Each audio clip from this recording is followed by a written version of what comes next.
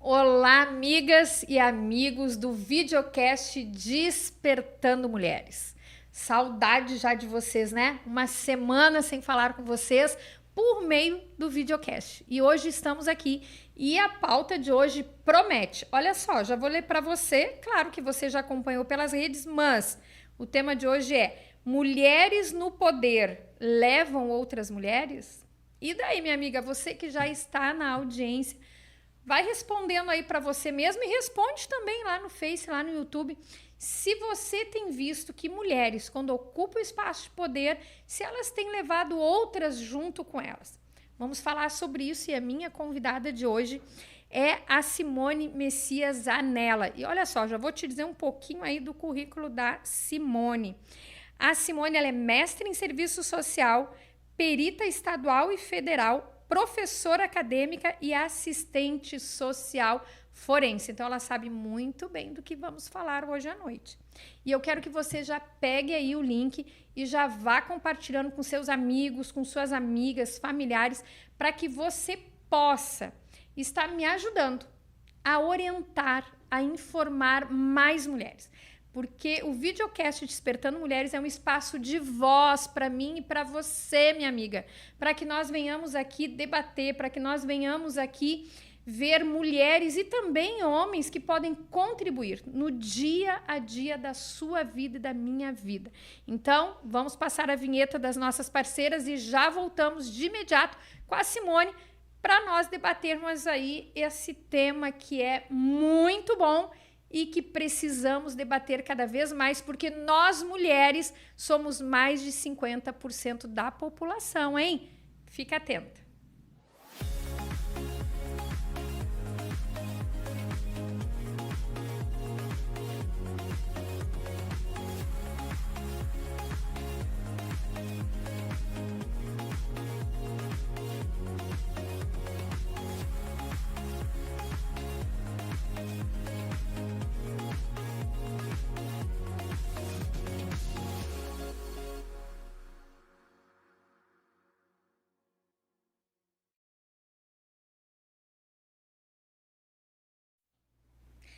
Retornamos, amigas. Já deu tempo aí de compartilhar o link lá no Facebook, lá no YouTube. Compartilhe nos seus grupos de WhatsApp para que nós venhamos ser mulheres cada vez mais informadas.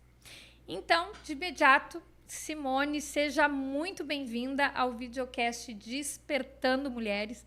É um prazer te receber aqui. Eu tenho te acompanhado pelas redes e foi uma postagem tua que me despertou para te trazer aqui para que nós venhamos falar desse tema que eu gosto muito, né?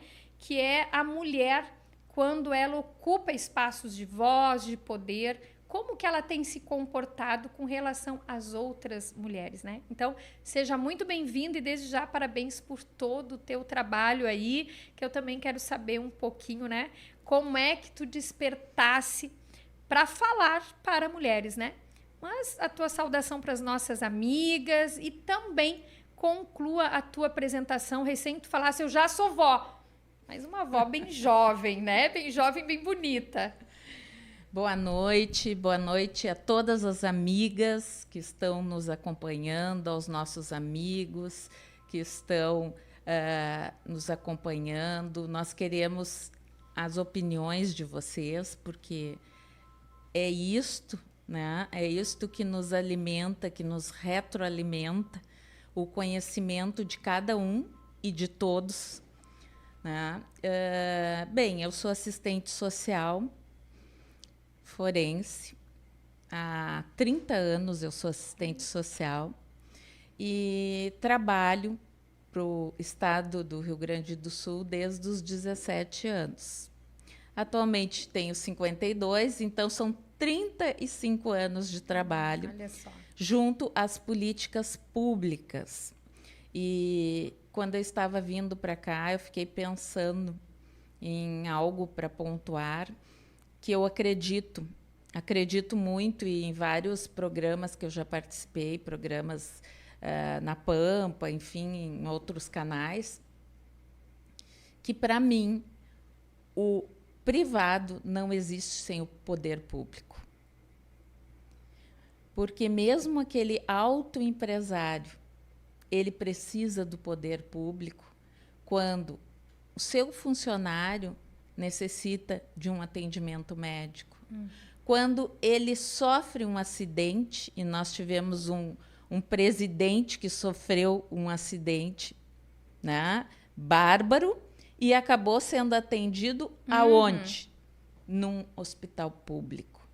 Quando estamos numa estrada e nos acidentamos, como já me aconteceu, quem me socorreu na estrada? Um servidor público, um bombeiro. Então, eu não vejo essa dicotomia, esta contradição que alguns segmentos privados impõem sobre nós, que somos servidores públicos.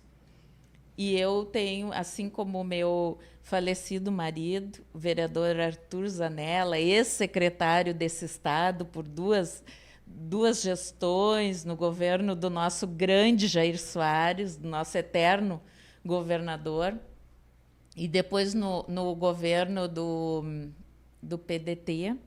Agora, me esqueci o nome do governador. Do Colares, me socorreu.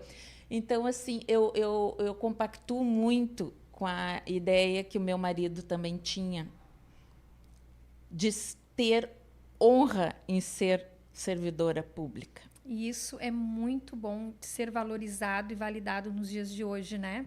Porque se criou essa crença, né, de que funcionário público não trabalha, e daí fica aquele ranço entre o servidor e o CC, e, né, os cargos de confiança. E essa semana, ainda final de semana, eu falava com meu marido e eu dizia, Armando, é importante ter os dois. É importante porque precisamos ter o concurso público, mas é importante também os cargos de confiança. Mas respeitando um ao outro e valorizando o serviço do outro. Só que se criou essa crença, esse ranço, né, contra o funcionário público ou contra o CC.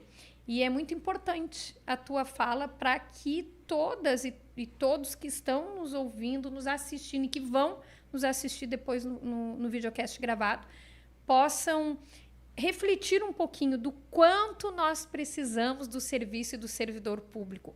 Excelente essa tua fala.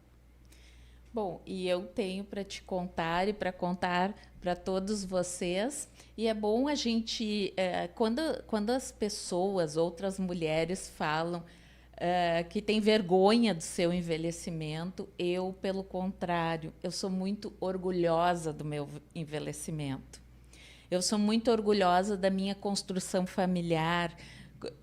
Logo que cheguei aqui, já disse, eu sou vó. Por quê? Porque isso, para mim, ser avó da Helena, isso é mais que um troféu. E depois eu vou contar por quê. Mas, voltando à questão do funcionalismo público. Eu entrei no Estado como uma estagiária. Posteriormente, como a área que eu fui fazer faculdade, o serviço social, quando eu fui fazer estágio do curso, né, o acadêmico, eu iniciei no Instituto Psiquiátrico Forense. Cheguei lá, pessoal, eu não sabia aonde eu estava. E que impacto, hein? Jovem, naquela época, um pouquinho mais desafiador do que hoje. Tinha, acho que uns 19 anos, eu acho. Não, tinha 21 anos. 21 anos, eu cheguei, meu primeiro estágio acadêmico, Instituto Psiquiátrico Forense. Depois, Fundação Patronato Lima Drummond. E, nesse momento, eu me formei. Em 95, me formei. Quando eu me formei, como eu tinha estagiado, eu fui convidada a ser um CC técnico. Então, eu já passei nos bancos de ser uma estagiária, eu já fui CC e depois eu fiz um concurso público.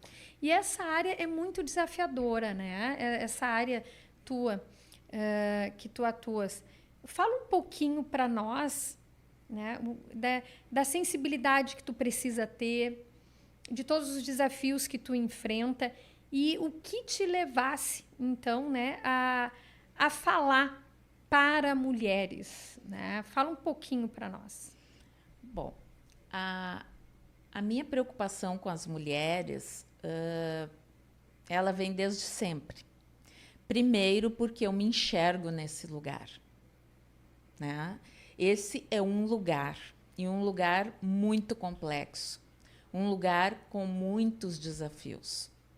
Um lugar, esse, o de ser mulher, que nos exige dos nossos maridos, dos nossos namorados, dos nossos companheiros, dos nossos filhos. Um reinventar diário. Diariamente, nós temos que nos reinventar diante dos desafios. E tem muita exigência para com as mulheres, né? Muita exigência, muita crítica. Se é bonita, o problema é porque é bonita. Se está ocupando um espaço, é porque é bonita. É porque é bonita. E se está ocupando um espaço e é bonita, é porque 3 pontinhos. Teve sacanagem. Já dá para entender. Já tem esse preconceito já com relação a nós, principalmente no meio político, né, Simone? Principalmente no meio político. A minha mãe, São Borja, e quero aqui mandar um abraço a São Borja, Itaqui, e a terra da Gisele, Horizontina, onde o meu avô foi presidente da Câmara. Olha só. Diraci Cereja Messias foi presidente da Câmara de Horizontina, era então, exator. Tu tens um histórico político. Como diria a nossa amiga vereadora Mônica Leal, tu tens um patrimônio político. Um patrimônio político, uma genética, né? Olha Embora o meu pai não seguiu na vida política.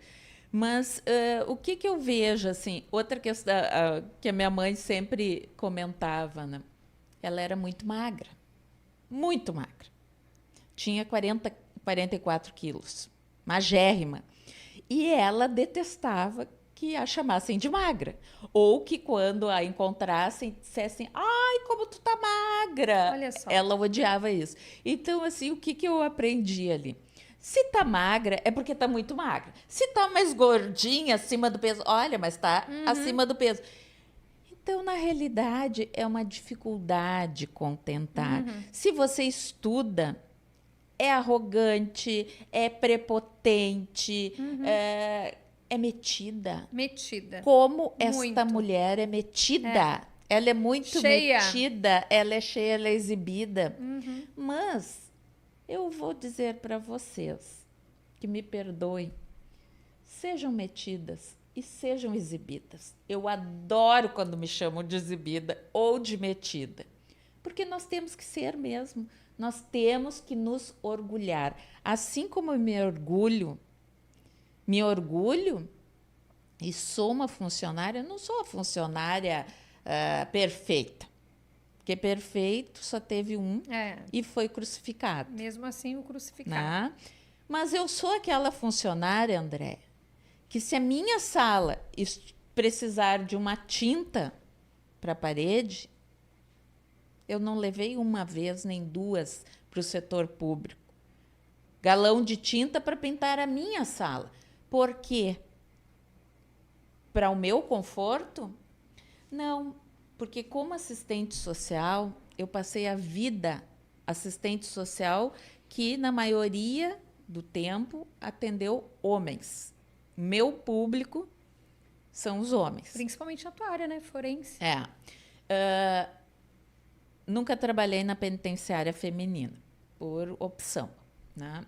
Porém, neste local, no manicômio judiciário, num estabelecimento de regime semiaberto, no antigo presídio central, que hoje é a nossa cadeia pública, eu atendia quem? Mães e esposas e filhos. Mães, esposas e filhos. Tu presenciava a dor dessas mulheres. A dor dessas mulheres que nunca cometeram um ato delitivo. Diga-se de passagem.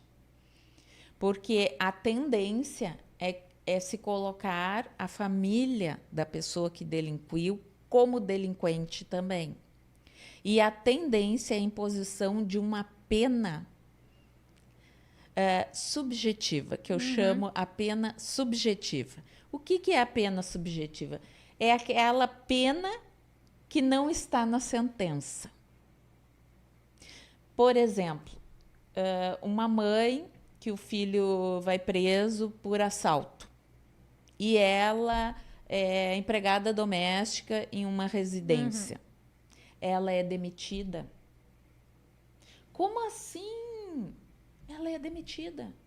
Porque os proprietários da casa ficam com medo que esta mãe seja usada para cometer um ato delitivo. A questão da violência doméstica, a mulher sempre foi culpabilizada por ter sido vítima.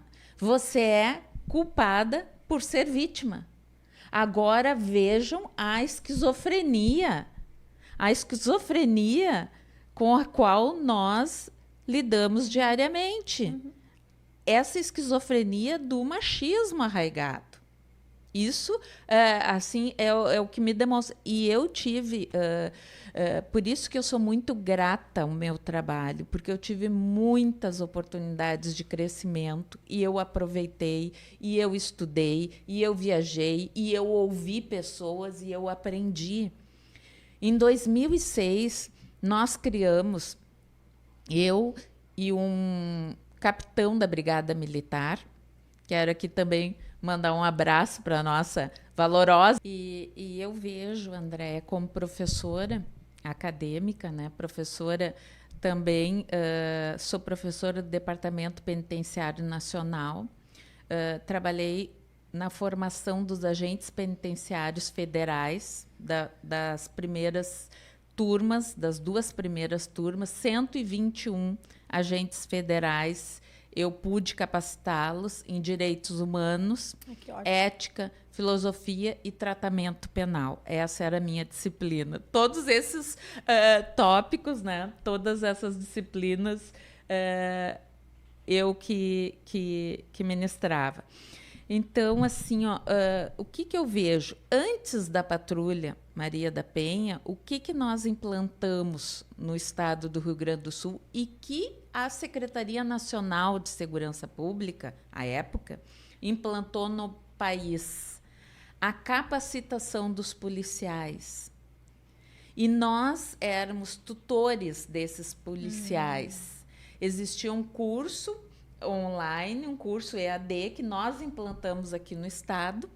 Começamos com 78 alunos e entregamos no governo da Ieda Crucius 18 mil alunos na Secretaria de Segurança. Preparando, capacitando, treinando para melhor atender a mulher. Para melhor atender a mulher, e num curso chamado Mulher Vítima de Violência Doméstica. Tá? E o que compunha esse curso? Desde o entendimento da questão psicológica, da dependência psicológica. Porque não adianta você implantar um serviço sem antes capacitar os servidores, sem antes mudar uma cultura. Como eu sempre digo para os meus alunos, e os meus alunos eram adultos e da segurança pública. Eu era professora da Faculdade FADERGS, no tecnólogo de serviços penais e tecnólogo em segurança pública. Então, esse, né, é o meu assunto. Né? E esse é o teu universo. Esse é o meu universo. Por quê?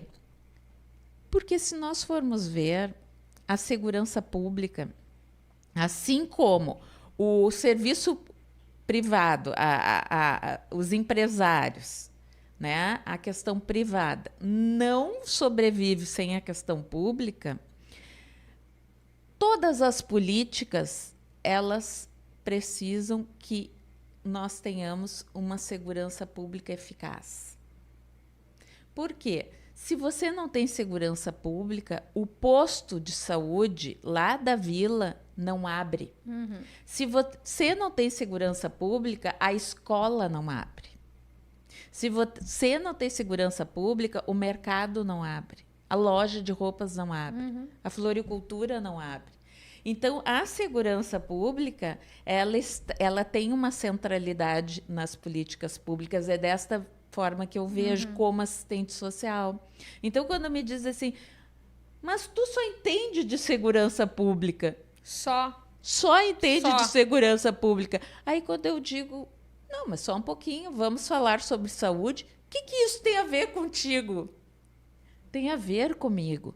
Quando eu digo que nós temos um projeto para implantar no município de Porto Alegre, no estado do Rio Grande do Sul, chamado a Casa Azul, para atender os homens. Mas o assunto aqui não são as mulheres. São as mulheres. Só que se eu atender este homem e souber o porquê que ele tem um comportamento violento, eu estarei beneficiando não só uma mulher, mas uma família inteira.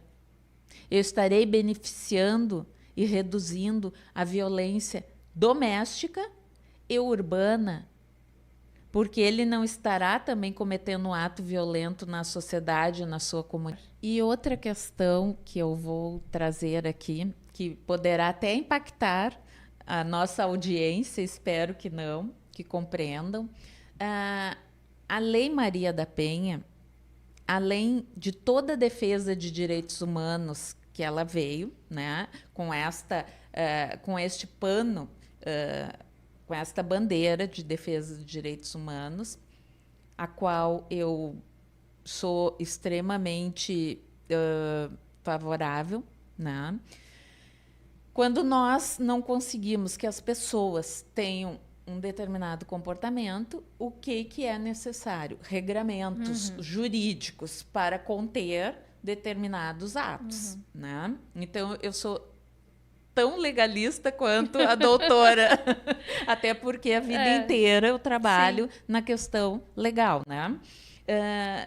Porém, tem um outro aspecto que não é desvelado, que não é falado e que pode ser, né, ter muitas críticas até. Mas, como eu sou ousada, eu vou falar aqui. A questão econômica, que o viés economicista dessa lei. Por quê?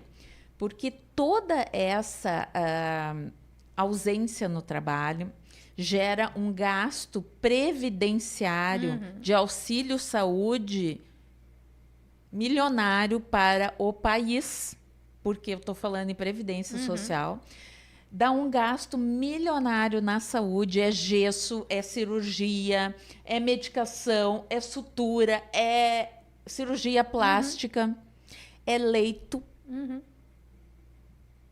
Leito que não seria necessário ser utilizado se nós não tivéssemos a violência, que poderia ser para uma patologia, para um câncer, né?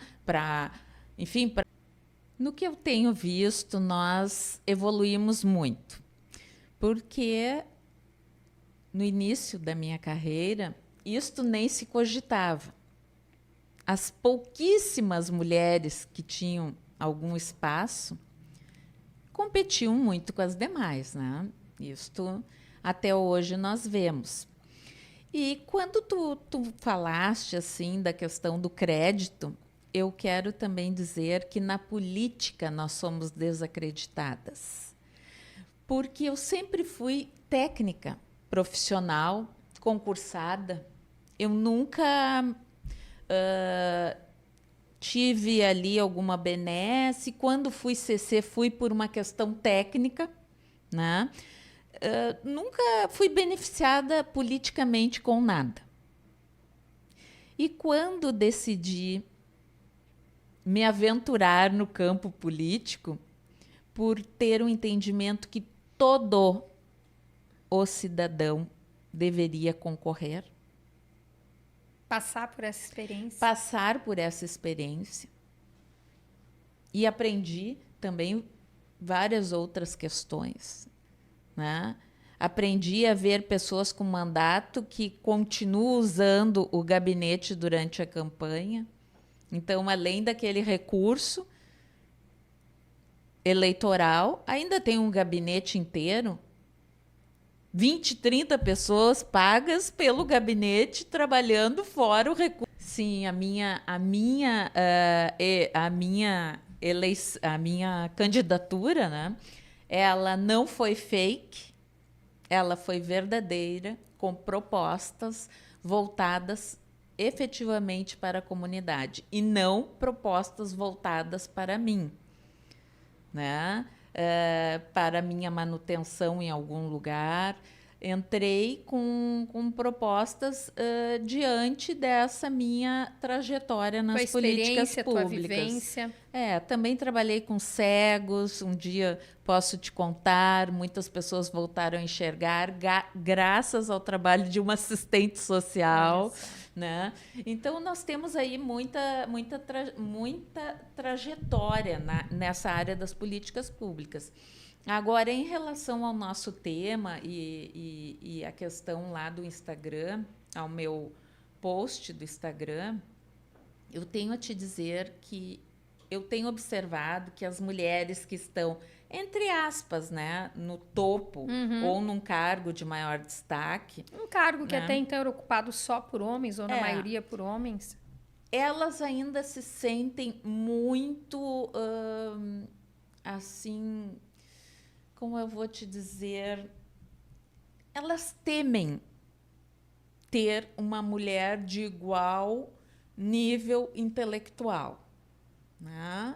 Então, eu vejo que ainda tem um comportamento assim. Se eu quiser montar um espaço com mulheres, ok, desde que elas sejam as minhas subordinadas. Desde que não queira estar onde eu estou. Ameaçadas é a palavra que eu queria lembrar. Eu vejo essa questão da ameaça. Que mulheres, algumas, quando chegam num lugar onde poucas estiveram, nenhuma esteve, pode se sentir ameaçada por outras. Se sentem ameaçadas. Só não se sentem ameaçadas se você for bem abaixo do nível intelectual dela. Isso que nós tocamos nos crimes sexuais. Eu acho que eu vou ter que falar com o Victor aqui, fazer uma rodada e fazer, sabe, assim, um videocast, assim, que vá 1, 2, 3, 4, 5 horas, sabe? Pra gente trazer muitos assuntos, assim. E o tempo passa rápido, né, Simone? E que nem tu falasse a tua experiência, as oportunidades que tu aproveitasse. Quantas histórias tu ouvisse, quantas pessoas tu ajudasse, o quanto tu cresceu, como tu bem mesma falasse, né? Mas essa pergunta fica, que é o tema do nosso videocast. E daí, Simone? Mulheres, quando ocupam espaços de poder, elas levam outras mulheres com elas? No que eu tenho visto, nós evoluímos muito. Porque no início da minha carreira, isto nem se cogitava.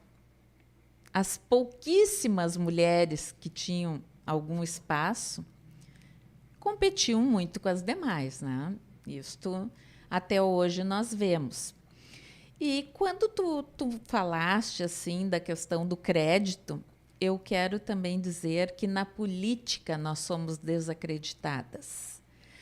Porque eu sempre fui técnica, profissional, concursada.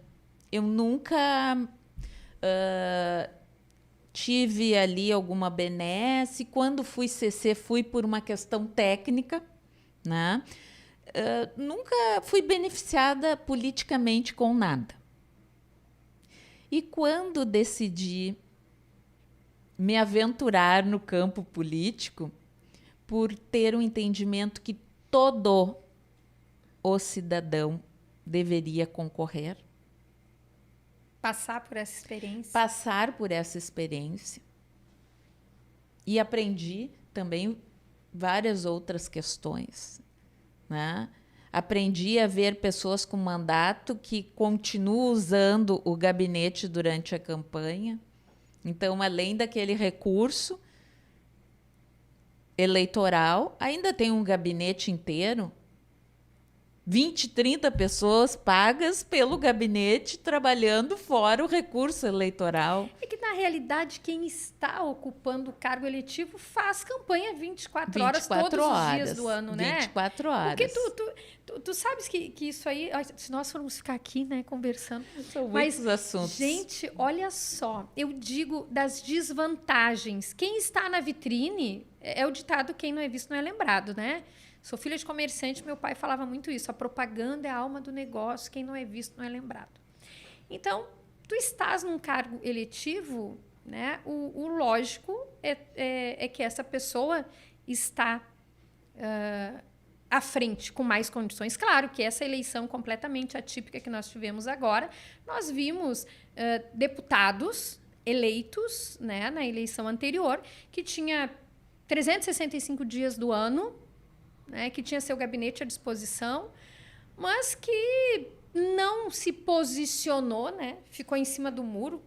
Eu, como pastor, às vezes eu falo na igreja, né, que aquele caso que tem os anjos de um lado do muro, os capetinha do outro lado, né, e o cara em cima do muro. E daí os capetinha, né, vem para cá, vem para o nosso lado, aqui tem festa, aqui é bom. E os anjos, não, vem para cá, vem para a luz. E nisso capeta lá escorado na parede, né? Daí o homem olha para os anjos, olha para os capetinhos, olha para o capeta, vem cá, e tu não diz nada. Eu não, o muro é meu. Então, por isso que a Bíblia diz, né, que palavra de cristão é sim, sim, não, não. Nós temos que ter lado, respeitando, né, o lado dos outros, respeitando a posição dos outros, né? Mas, tirando essa eleição que foi atípica, onde quem não se posicionou ou não teve trabalho, né, foi muito competente, não se reelegeu, né? Mas é realmente isso. Tem uma vantagem maior, né, Simone? Tu fosse candidata agora na última eleição, né? Eu fui candidata pela primeira vez. Corri esse risco, né? Porque... deu a cara para bater. Dei a cara para bater. Sim, a minha candidatura, né? Ela não foi fake, ela foi verdadeira, com propostas voltadas efetivamente para a comunidade e não propostas voltadas para mim, né? Para minha manutenção em algum lugar. Entrei com propostas diante dessa minha trajetória nas políticas públicas. Tua vivência.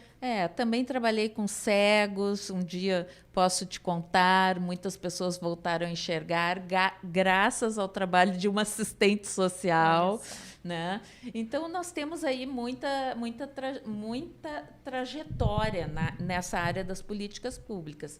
Agora, em relação ao nosso tema e a questão lá do Instagram, ao meu post do Instagram, eu tenho a te dizer que eu tenho observado que as mulheres que estão, entre aspas, né, no topo ou num cargo de maior destaque... Um cargo que até então era ocupado só por homens, ou na maioria por homens.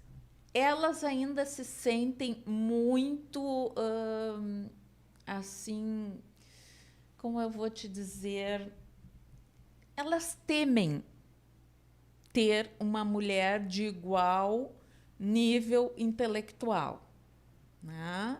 Então, eu vejo que ainda tem um comportamento assim. Se eu quiser montar um espaço com mulheres, ok, desde que elas sejam as minhas subordinadas. Desde que não queira estar onde eu estou. Ameaçadas é a palavra que eu queria lembrar.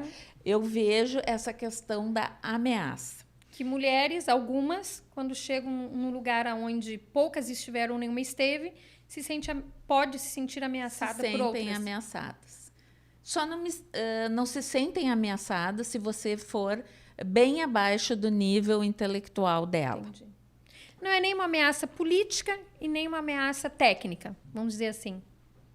É intelectual, né? Eu vejo que isto ainda é muito difícil. Porque eu quero só mandar um beijo aqui para o doutor Giovanni, um beijo, está sempre na audiência. Márcio, um abraço para ti.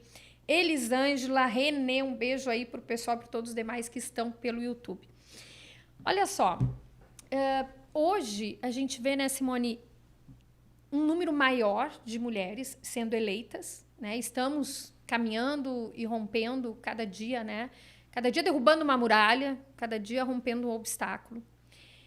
Ainda somos muito poucas, né? Na Câmara Federal somos muito poucas mesmo, e até porque é um grande desafio, porque a mulher tem que sair do seu estado, viajar toda semana para Brasília, e a mulher tem filhos, a mulher tem marido, tem companheiro, tem família, tem suas atividades, enfim. Então, é um desafio ainda muito grande. Tu falasse assim, eu fui uma candidata de verdade, eu não fui fake, né? Outra coisa que me desperta é quando diz assim, a cota de 30% para as mulheres. Não, não é para as mulheres. Nós podemos ter 70% de mulheres e 30% de homens. Importante que a gente preserve, né, essa participação entre homens e mulheres, né? E como é que tu vê os partidos, Simone? Como é os partidos... Não precisamos citar siglas, né? Mas eu acho que de uma forma geral. Como é que tu vê os partidos? Porque eu vejo muito assim, ó. Por que ainda existem candidaturas femininas fake? Porque não se prepara a mulher no andamento dos anos. E na última hora lá, tu precisa de candidatas mulheres. A mulher não é chamada para cargos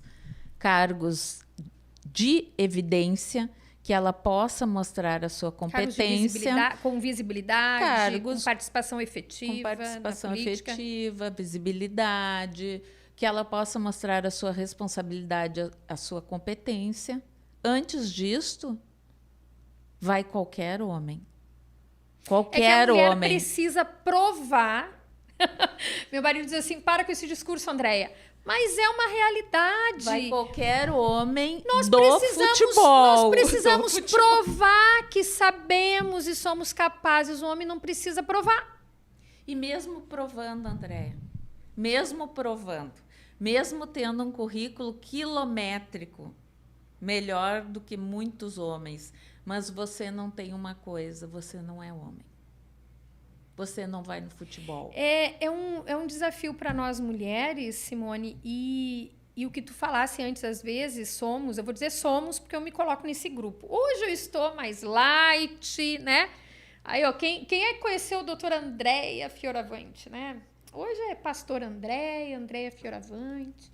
Mas quem conheceu a doutora Andréia Fioravante, né? Como é que eles diziam? Que era faca na bota. Então, algumas situações me chamavam na minha cidade. Tem que ser tu.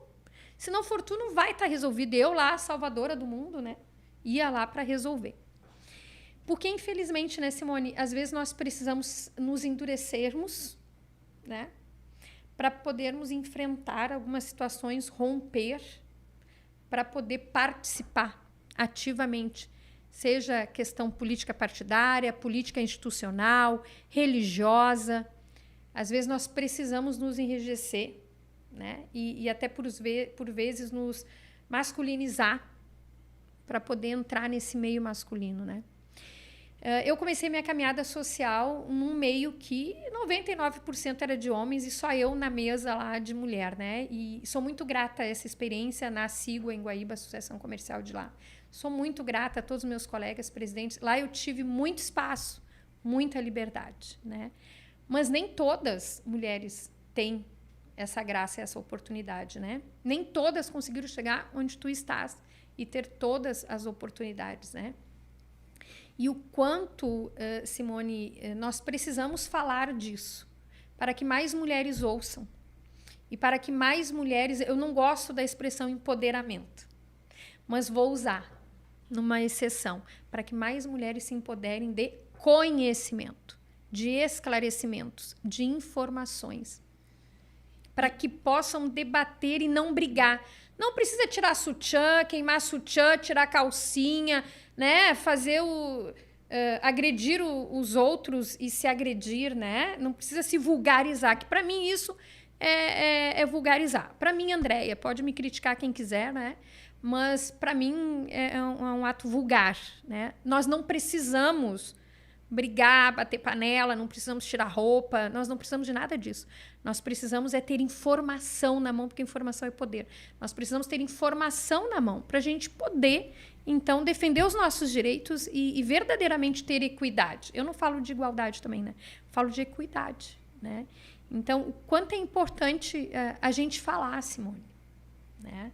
Quanto é importante a gente trazer para as nossas amigas, para a nossa audiência, quanto é importante a gente ocupar o espaço, né? E existem muitos espaços, não precisamos brigar com os homens só precisam nos dar cancha para a gente correr. Nos dar também a possibilidade de termos um espaço. Um não precisa aniquilar o Isso. outro, né? A ideia é que haja uma construção paritária, aí, conforme as competências, né? E não uma escolha unilateral, como nós vemos. E o pior de todo o machismo é aquele machismo que nós vemos todos os dias, e eu estudei no mestrado, o que é muito ruim para alguns, análise de discurso. Então, nós fazíamos exercícios, uma notícia no jornal.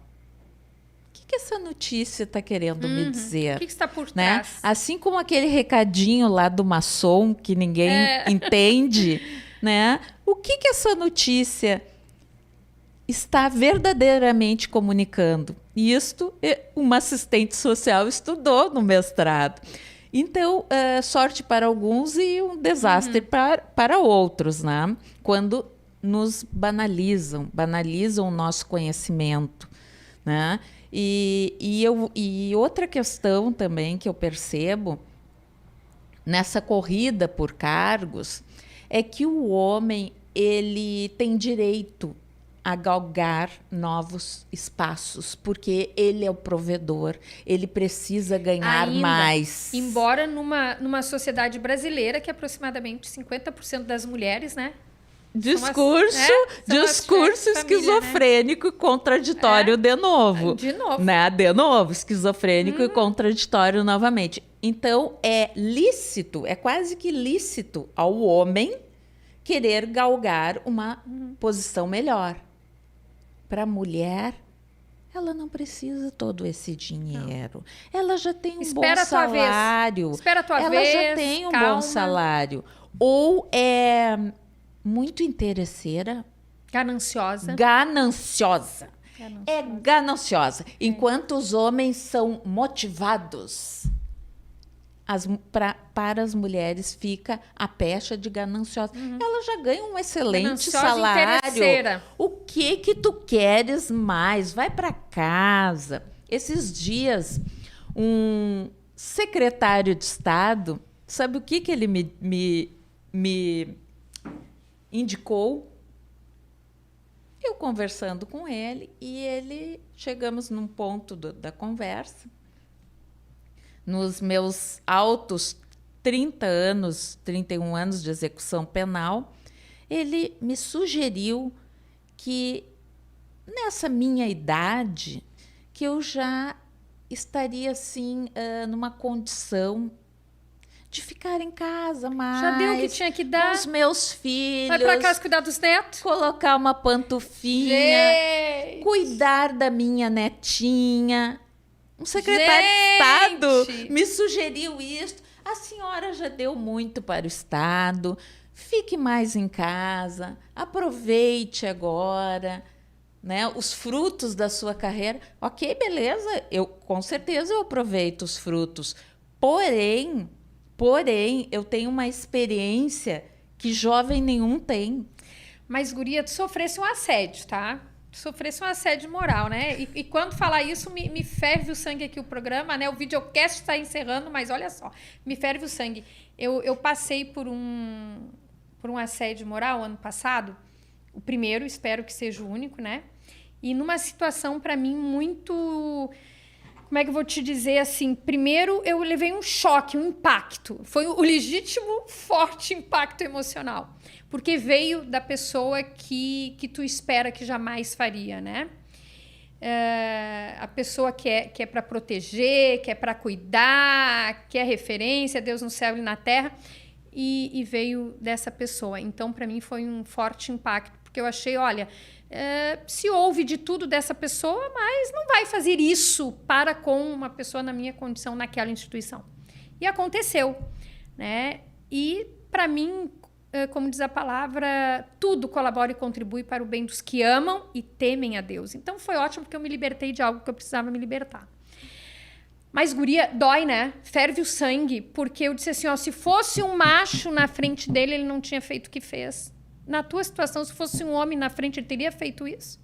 Com certeza não, porque um homem, na minha idade, é um homem muito valorizado. Pensa bem, experiência. Na sociedade, é um homem muito valorizado. Pensa bem, toda a experiência, toda a vivência. Bom, minha amiga, olha só. Acho que nós poderíamos fazer uma série de 1 mês e ainda ia ter muito assunto, né? Mas precisamos concluir o videocast hoje. Minhas amigas, olha só. É muito assunto e é muita informação e nós precisamos continuar debatendo esse tema do fortalecimento feminino, acima de tudo, porque nós mulheres, nós vamos verdadeiramente termos a nossa liberdade quando nós tivermos informação e conhecimento ao nosso alcance e que nós venhamos buscar, mas que a gente venha se alimentar de informação e conhecimento saudável. Saudável. Não falamos aqui de ideologias, nós falamos aqui de verdades, de vivência de vida. E nós precisamos sim, minhas amigas. Como bem disse a Simone, não é um anular o outro. Nós não queremos, né, Simone, anular o homem. Nós não queremos só mulheres no poder, não. Porque também vai ser um perigo.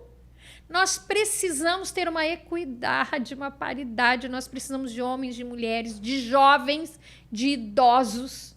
Precisamos de todos, em todos os espaços, para que a gente tenha um equilíbrio, para que a gente tenha uma harmonia, para que cada um possa colocar ali as suas dores, as suas necessidades, os seus anseios, os seus sonhos e se possa, então, realizar o que está para ser realizado. E principalmente quando se trata de administração pública, como bem enfatizou aqui a Simone, nós precisamos, sim, dos serviços públicos, nós precisamos, sim, dos servidores públicos, né? Um complementa o outro, a iniciativa privada complementa a pública. Bem, Simone, 30 segundos... Deixa um recado aí para as nossas amigas e amigos.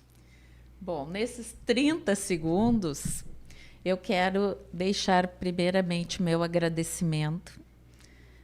Enorme gratidão estar aqui contigo, foi um prazer. Como eu te disse, eu sempre aprendo. Eu sou uma grande aluna, eu sempre aprendo em todos os momentos. E eu quero deixar para vocês, além assim de um abraço bem caloroso no coraçãozinho de vocês, porque nós não sabemos quem está nos ouvindo, o que está passando, o que está sentindo. Então eu quero deixar assim um abraço muito fraterno e dizer para todas as mulheres, jovens, com 20, com 30, com 50, com 60, com 70, com 80, com 90, com 100 anos. Não desista. Temos dias difíceis? Temos. Choramos, choramos. Nos decepcionamos, nos decepcionamos. Mas nós temos um fiel amigo que está sempre conosco, que morreu na cruz por nós. E esse não nos abandona. O mundo pode nos dizer que não dá, Andréia. Várias vezes eu fechei a porta da minha casa derrotada por toda essa luta. E lutas que, na realidade, meus amigos e minhas amigas, eu nem precisaria tê-las. Mas eu não desisti. Como uma boa filha de uma samborgense e de um itaquiense, eu não desisti e conclamo a todos os nossos ouvintes, espectadores, que não desistam e que sempre, na nova manhã, nós temos milhares de possibilidades. Tente, tente, tente até você alcançar o seu objetivo. É o que eu estou fazendo dia a dia, até hoje. E continuarei fazendo e quero ter a graça de ensinar isso para minha neta, que eu já ensinei aos meus. Bom, nesses 30 segundos... eu quero deixar primeiramente meu agradecimento. Enorme gratidão estar aqui contigo, foi um prazer. Como eu te disse, eu sempre aprendo. Eu sou uma grande aluna. Eu sempre aprendo em todos os momentos. E eu quero deixar para vocês, além assim de um abraço bem caloroso no coraçãozinho de vocês, porque nós não sabemos quem está nos ouvindo, o que está passando, o que está sentindo. Então eu quero deixar assim um abraço muito fraterno e dizer para todas as mulheres, jovens, com 20, com 30, com 50, com 60, com 70, com 80, com 90, com 100 anos. Não desista. Temos dias difíceis? Temos. Choramos, choramos. Nos decepcionamos, nos decepcionamos. Mas nós temos um fiel amigo que está sempre conosco, que morreu na cruz por nós. E esse não nos abandona. O mundo pode nos dizer que não dá, Andréia. Várias vezes eu fechei a porta da minha casa derrotada por toda essa luta. E lutas que, na realidade, meus amigos e minhas amigas, eu nem precisaria tê-las. Mas eu não desisti. Como uma boa filha de uma samborgense e de um itaquiense, eu não desisti e conclamo a todos os nossos ouvintes, espectadores, que não desistam e que sempre, na nova manhã, nós temos milhares de possibilidades. Tente, tente, tente até você alcançar o seu objetivo. É o que eu estou fazendo dia a dia, até hoje. E continuarei fazendo e quero ter a graça de ensinar isso para minha neta, que eu já ensinei aos meus filhos. Muito obrigada.